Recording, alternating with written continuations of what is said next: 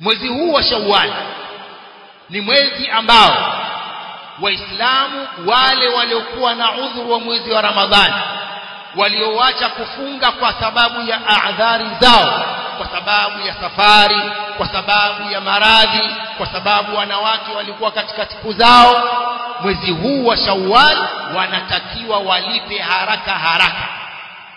Mwezi huu wa Shawwal wanatakiwa walipe madeni ya Ramadhani haraka kabla hawajafunga siku 6 hizi za Shawwal.